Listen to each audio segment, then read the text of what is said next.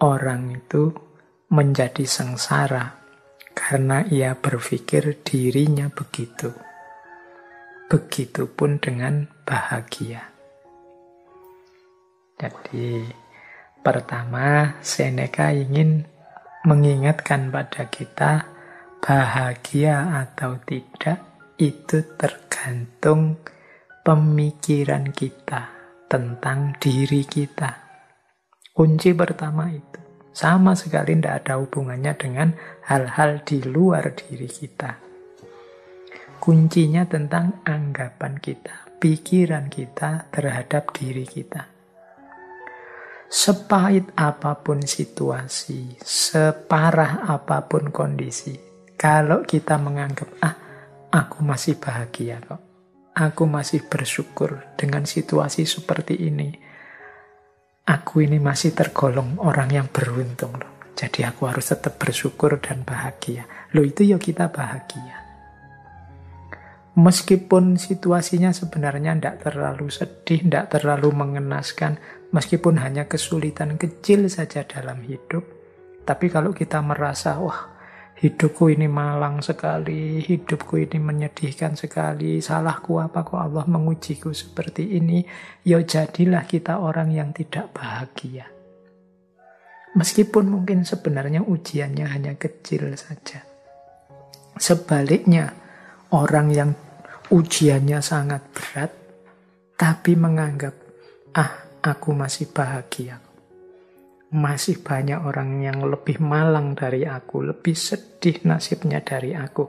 Aku masih tetap harus bersyukur pada Allah. Itu pun dia masih orang yang bahagia.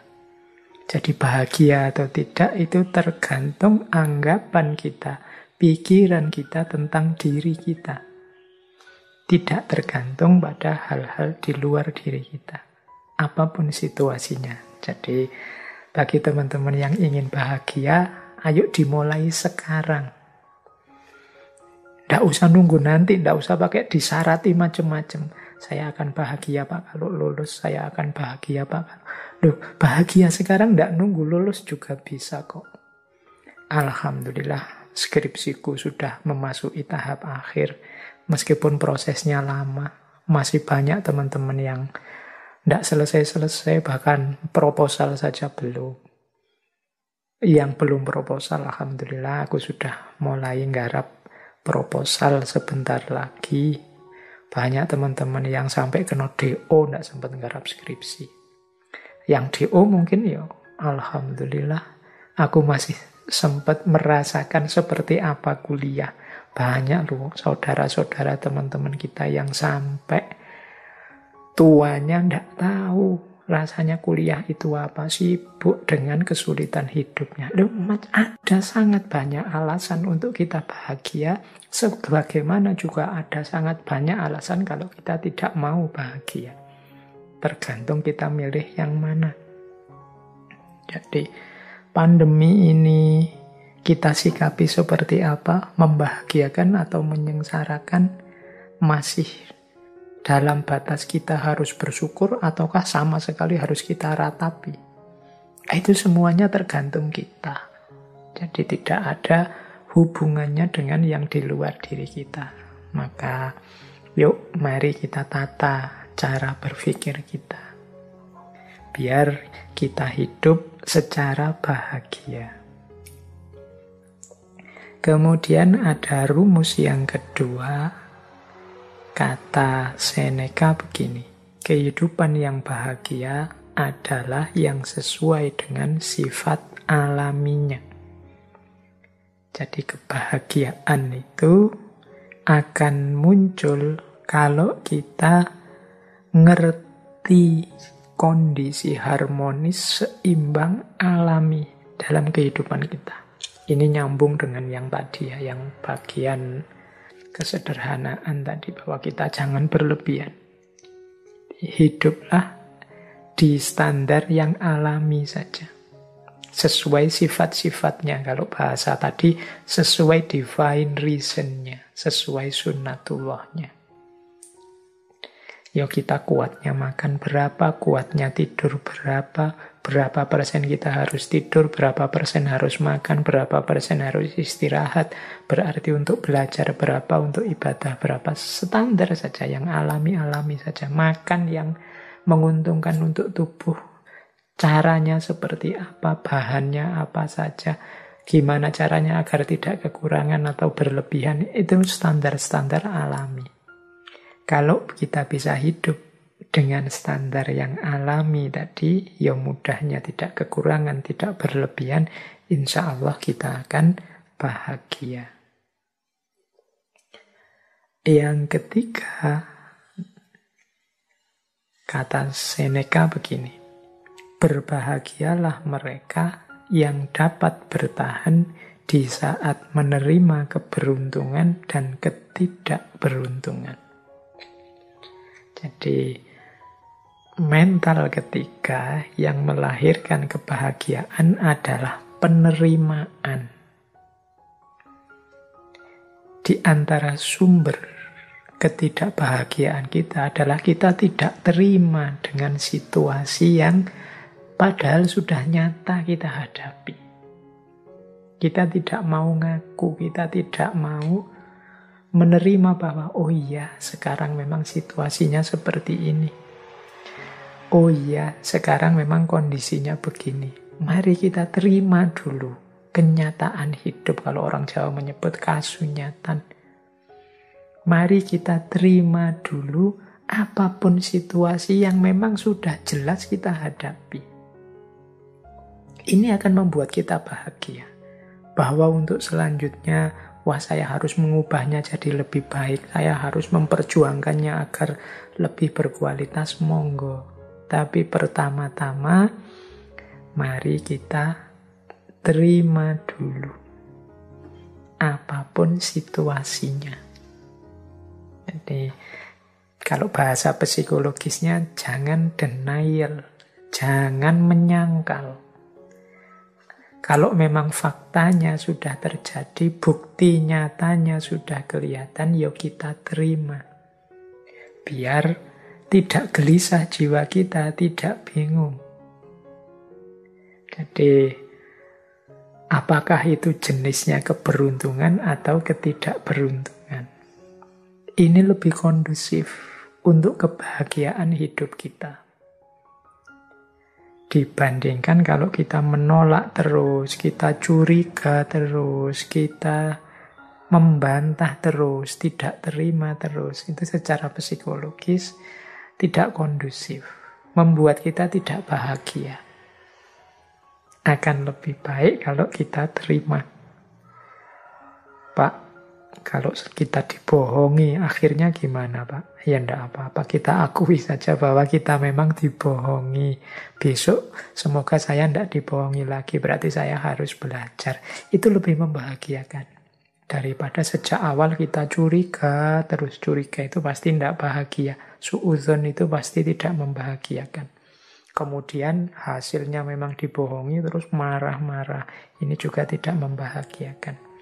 Diakui saja fakta, berarti aku ini kurang pinter, aku ini kurang jeli, aku ini ternyata yang aku anggap aku ini pinter, ternyata aku masih bisa dibohongi, berarti aku ini memang manusia yang lemah. Sejak saat ini aku akan belajar biar tidak dibohongi. Itu mungkin lebih kondusif untuk hidup kita dibandingkan kita menyangkal terus, denial terus terhadap fakta yang memang sudah nyata kita hadapi. Lebih menenteramkan. Ini untuk level individu ya, level psikologi kita masing-masing. Mungkin kalau nanti urusannya beda, mungkin level sosial atau politik atau ekonomi logikanya mungkin berbeda, tapi untuk kenyamanan kebahagiaan hidup kita, penting bagi kita untuk mengakui dan menerima situasi yang kita hadapi, baik bentuknya keberuntungan maupun ketidakberuntungan. Nah, yang keempat, ini ada rumus dari Seneca begini. Keberuntungan itu adalah apa yang terjadi saat persiapan bertemu kesempatan. Rumusnya unik ya, kita dulu sering mendengarkan kalimat kejahatan itu terjadi kalau ada niat dan ada kesempatan. Ini kata Seneca bukan tentang kejahatan, tapi tentang keberuntungan hidup. Keberuntungan hidup itu akan terjadi kalau persiapan bertemu kesempatan. Jadi kalau kita ingin hidupnya beruntung dan bahagia, berarti apa?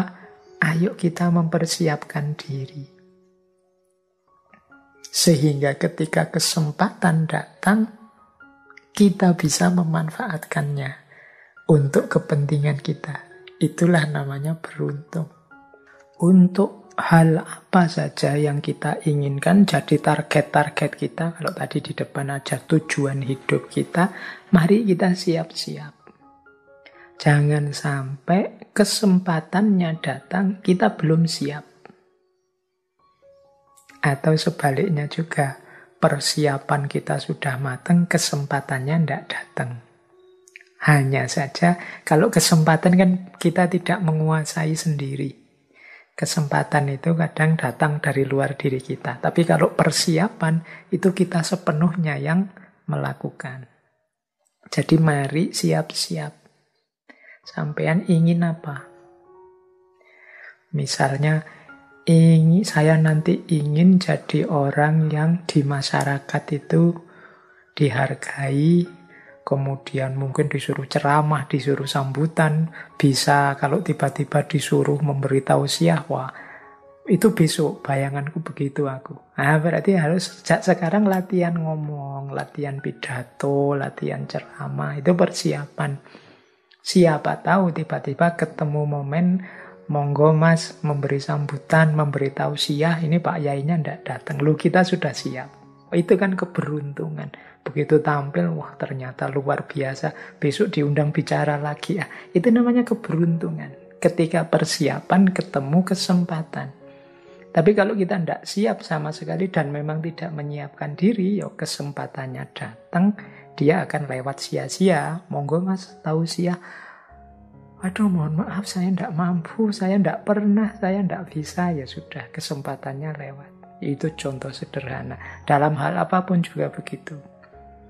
Ketika teman-teman ingin meraih sesuatu, persiapkanlah diri sebaik-baiknya sehingga ketika sesuatu itu hadir, kita sudah siap menyambutnya.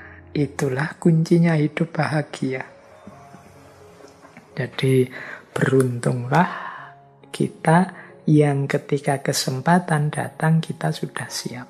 Ini diantara rumusnya kebahagiaan. Berarti sehubungan dengan target-target hidup kita, keinginan-keinginan kita, kita harus mempersiapkan diri untuk menghadapinya, mengelolanya begitu kesempatannya datang.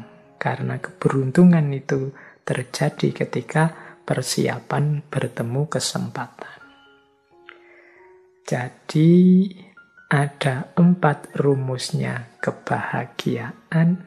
Kalau versinya Seneca, yang pertama pikiran kita tentang diri kita jadi kunci bagi kebahagiaan kita. Yang kedua, hidup yang alamiah, tidak berlebihan, tidak kekurangan, sesuai sunnatullahnya akan lebih membahagiakan. Yang ketiga, kekuatan kita untuk menerima, kemampuan kita untuk menerima apapun situasi, baik beruntung atau tidak beruntung, adalah sumber kebahagiaan. Dan yang keempat, kesiapan kita untuk mengelola, menghadapi kesempatan apapun yang datang. Jadi itu antara lain kuncinya kebahagiaan menurut Seneca.